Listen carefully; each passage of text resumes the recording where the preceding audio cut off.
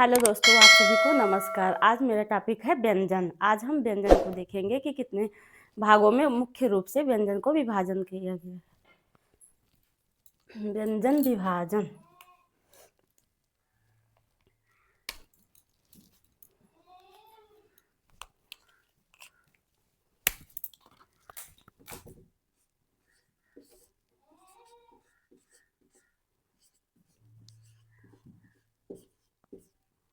जिन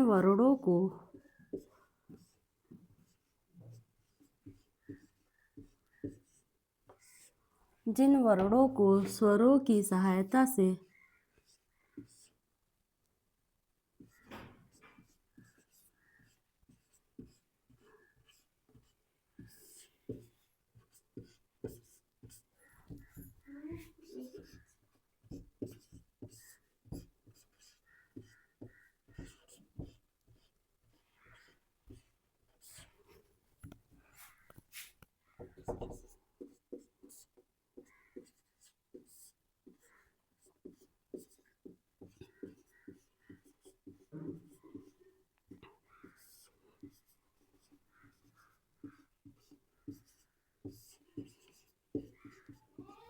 जिन वर्णों को स्वरों की सहायता से बोले जाते हैं उसे व्यंजन कहते हैं। ठीक। और मुख्य रूप से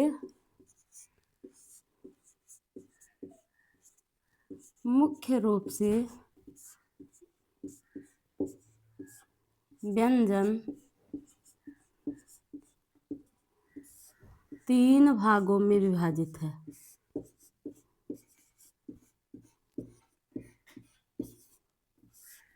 मुख्य रूप से व्यंजन 3 भागों में विभाजित है।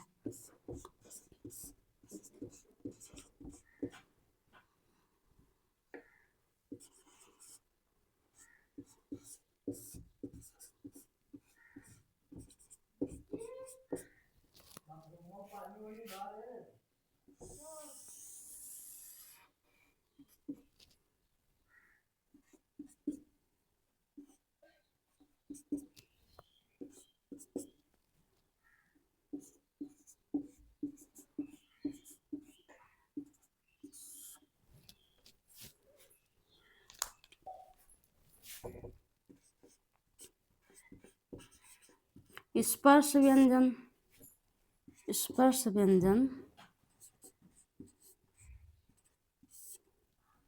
अंतस्थ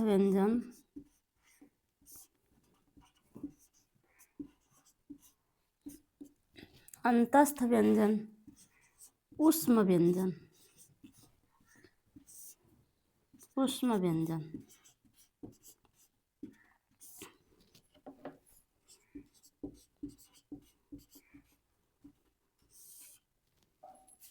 स्पर्श व्यंजन हो गए, अंतस्थ व्यंजन, ऊष्म व्यंजन। और एक हम संयुक्त व्यंजन को भी पढ़ते हैं, संयुक्त व्यंजन।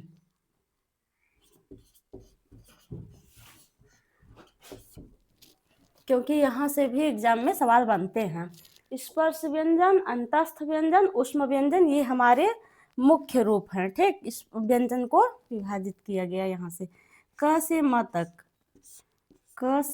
तक हमारा स्पर्श व्यंजन में आता है। क से म तक के वर्ण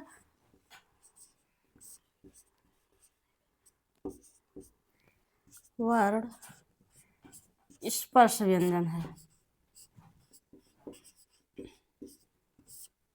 क से म तक के वर्ण स्पर्श व्यंजन में आते हैं। ये 5 वर्गों में विभाजित है। कादयो मावसाना स्पर्शा, क से म तक हमारे स्पर्श में हो गए। और उसके बाद अंतस्थ है तो य, व, र और ल, ये हमारे अंतस्थ में हो गए। ठीक। यड़ो अंतस्था,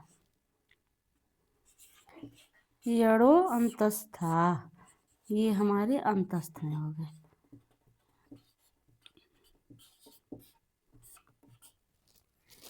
यवरल, ये अंतस्थ व्यंजन हो गए। और ऊष्म व्यंजन में हमारे स, स स स ह, ये हमारे तीनों स और ह, ठीक, ये हमारे ऊष्म व्यंजन में हो गए। सलोष्माणः, सलह, सलह, सलह उष्माणः ना, सल प्रत्याहार के अंतर्गत जो वर्ण आते हैं हमारे ऊष्म व्यंजन में आते हैं, ऊष्म व्यंजन हो गए। और ये संयुक्त व्यंजन में हम पढ़ते हैं छ, त्र, ज्ञ, और ये एक हो गया हमारा स्र। इन 4 वर्णों को हम संयुक्त में मुख्य रूप से पढ़ते हैं। कादयो मावसाना स्पर्शाः, यडो अंतस्थाः, सलोष्माणः, और ये संयुक्त व्यंजन हो गए। ये हमारे मुख्य रूप से व्यंजन के प्रकार हो गए।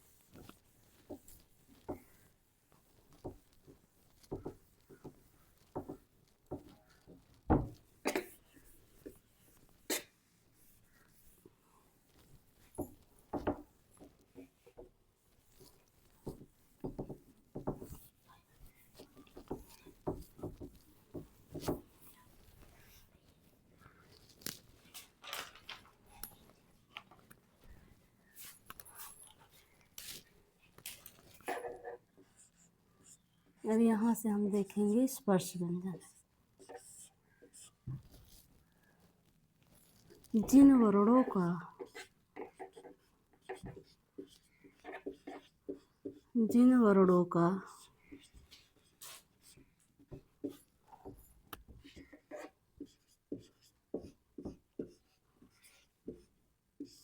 जिन वर्णों का उच्चारण करते समय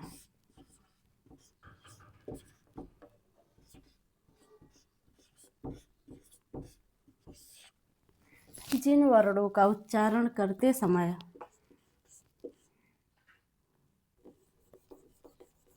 मुख में स्थित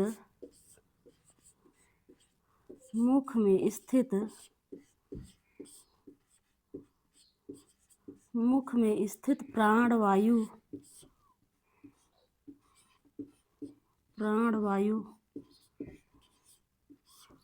कंठताल आदि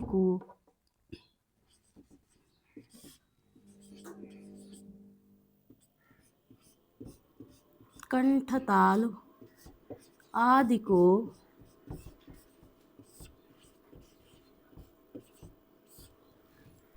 स्पर्श करते हुए कंठताल, मूर्धा, है ना, दंता, इन सबको जो है स्पर्श करती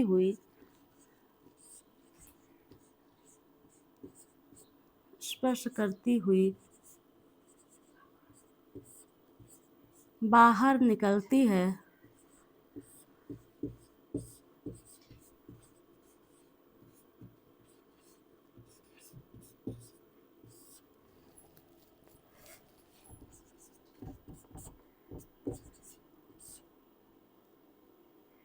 उन्हें स्पर्श व्यंजन कहते हैं।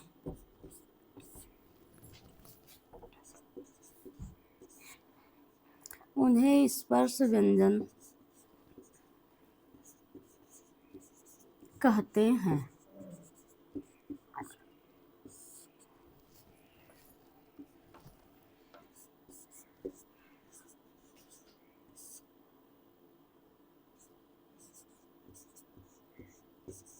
कादयो मावसाना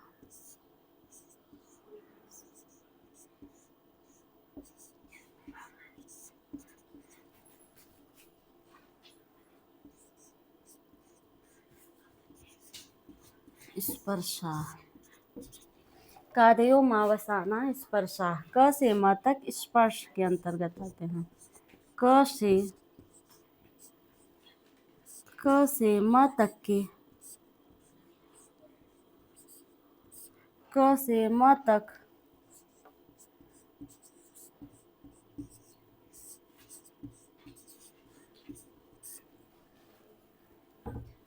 सभी वर्ण स्पर्श व्यंजन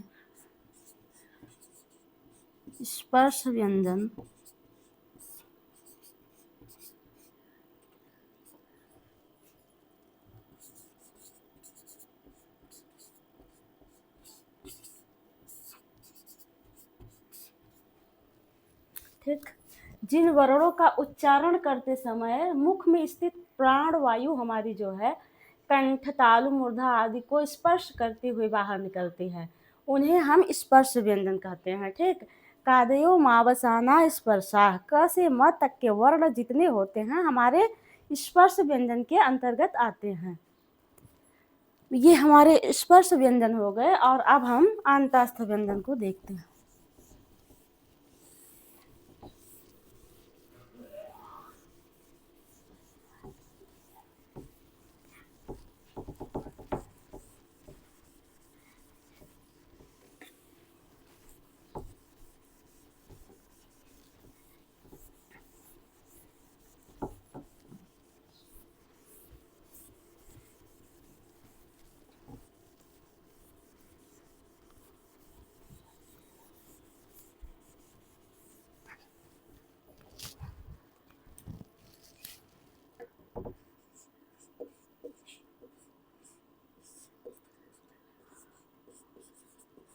अंतस्थ व्यंजन।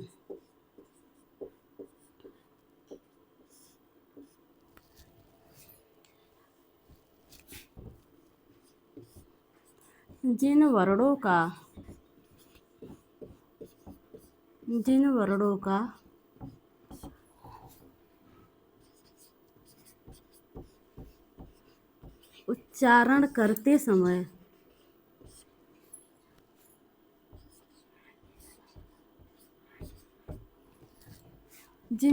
का उच्चारण करते समय मुख में स्थित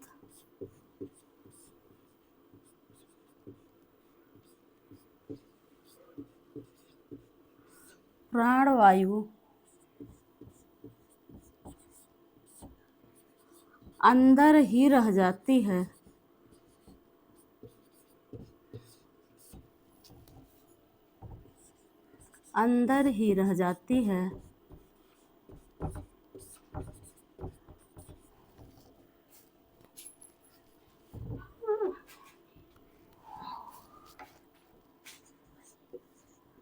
उसे अंतस्थ व्यंजन कहते हैं।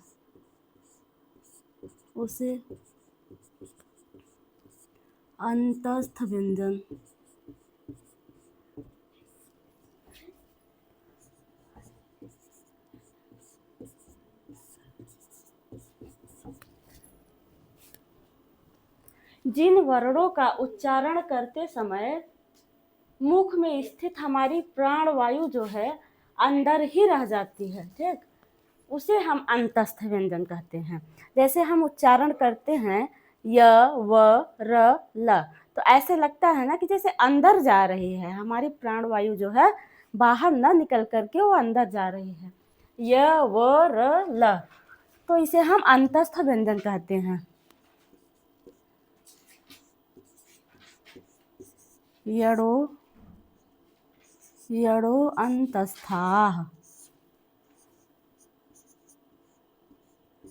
यडो अंतस्थाः। ठीक।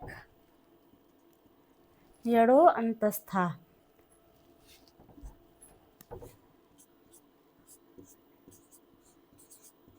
यड़ प्रत्याहार। यण प्रत्याहार के अंतर्गत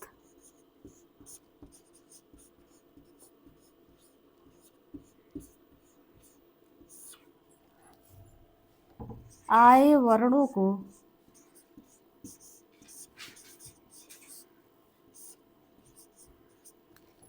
यण प्रत्याहार के अंतर्गत आए हुए वर्णों को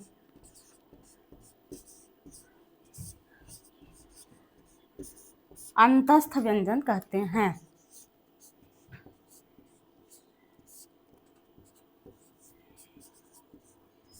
अंतस्थ व्यंजन कहते हैं।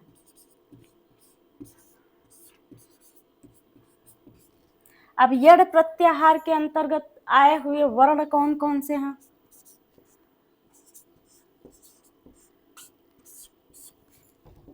य, व, र, ल, ये हमारे अंतस्थ व्यंजन कहे जाते हैं और इसे हम अर्ध स्वर भी कहते हैं। क्या कहते हैं? अर्ध स्वर।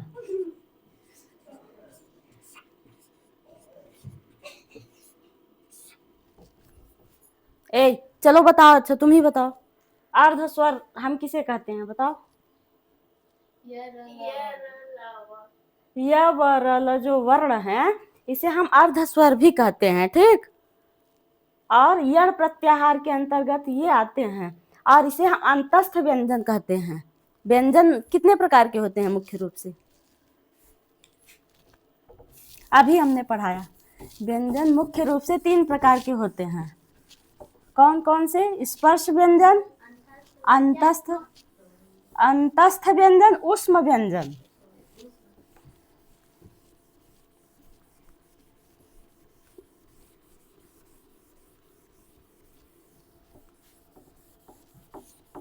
ध्यान से देखना, अभी मैं पूछूंगी।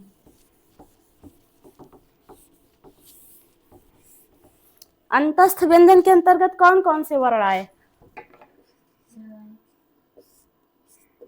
बोलो फटाक से। व्यंजन के अंतर्गत य, र, ल, व। ऊष्म व्यंजन जिन वर्णों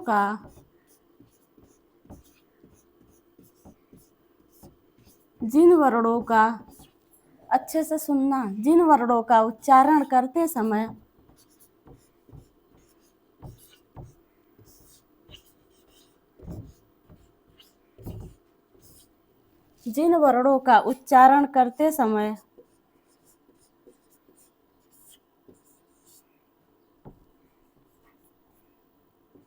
मुख में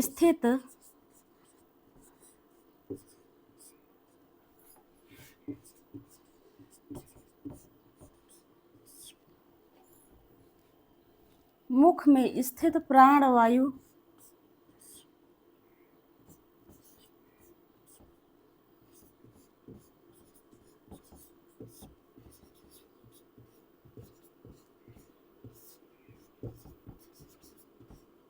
अत्यधिक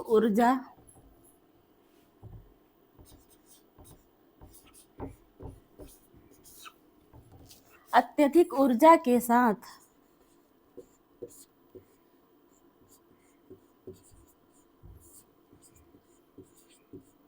वर्णों का उच्चारण करती है।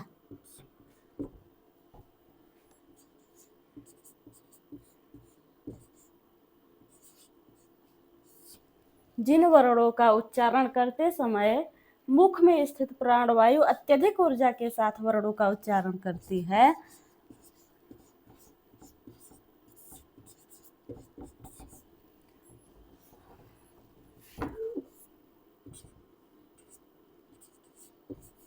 उसे ऊष्म व्यंजन कहते हैं। ऊष्म व्यंजन कहते हैं।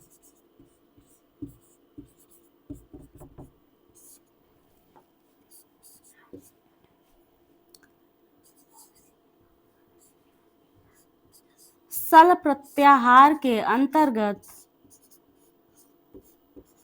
सल प्रत्याहार के अंतर्गत आए हुए वर्ण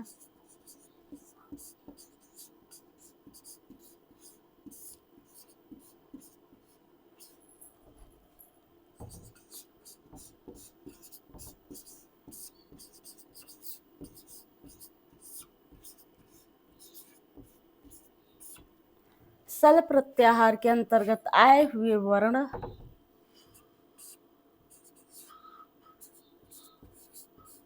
ऊष्म व्यंजन कहलाते हैं। ऊष्म व्यंजन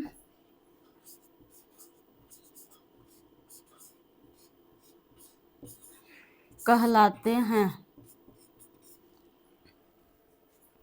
सल प्रत्याहार के अंतर्गत कौन कौन से वर्ण आए हैं?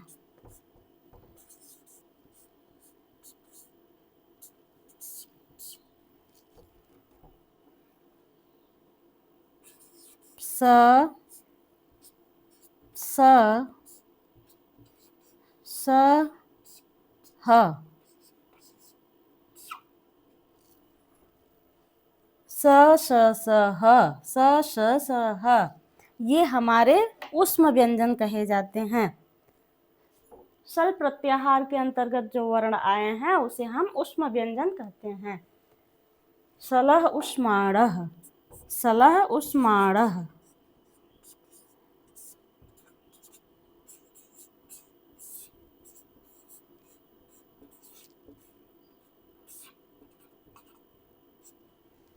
जैसे हम उच्चारण करते हैं स, स, स, ह, ऐसे लगता है जैसे हमारी ऊर्जा अत्यधिक जो है बाहर की ओर आ रही है। स, स, स, ह ना, ऊष्म व्यंजन हो गए हमारे सल प्रत्याहार के अंतर्गत जो वर्ण आए हैं ऊष्म व्यंजन कहलाते हैं। ठीक, इसी तरह से हम संयुक्त को भी देखते हैं।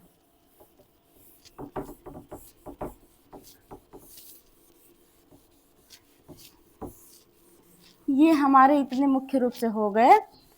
संस्कृत में जो है व्यंजन के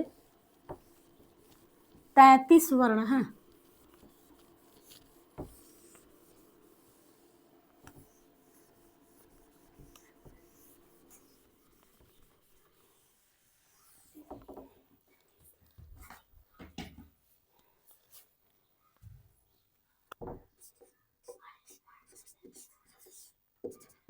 संयुक्त, संयुक्त व्यंजन, संयुक्त व्यंजन,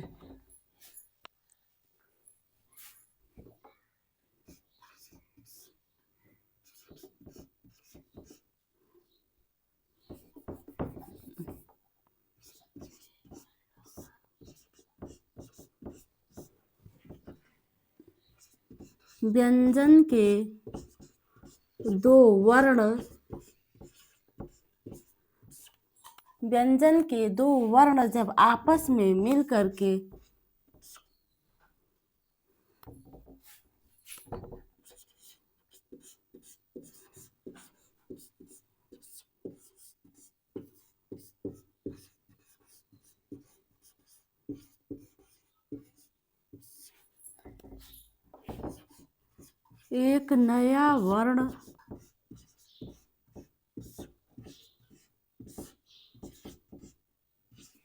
एक नया वर्ण बनाते हैं,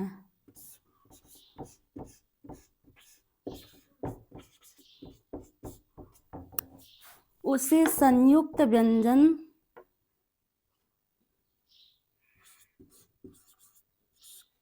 वह संयुक्त व्यंजन कहलाते हैं।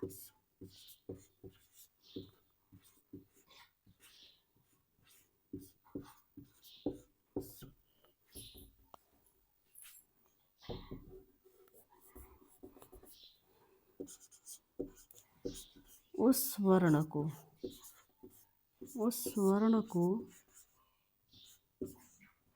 संयुक्त व्यंजन कहते हैं।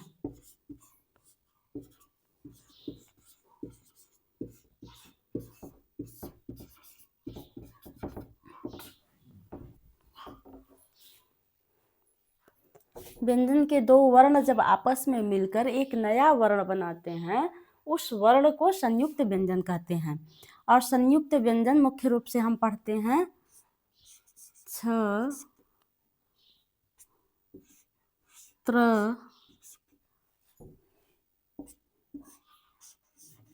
ज्ञ, स्र। छ हमारा बनता है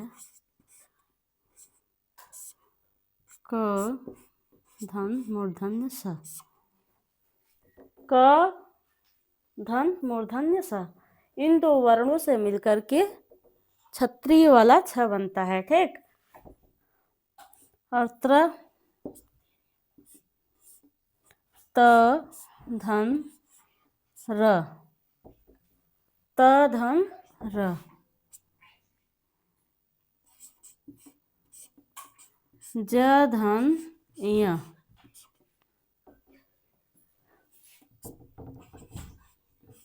स धन र। इन दो वर्णों से मिलकर के एक हमारा नया वर्ण तैयार होता है, उसे हम संयुक्त व्यंजन के रूप में जानते हैं। यहाँ हमारा व्यंजन जो है कंप्लीट हुआ। अब हम मिलेंगे आप सबसे अगली वीडियो में और फिर हम प्रयत्न के साथ मिलेंगे। आप सभी को नमस्कार।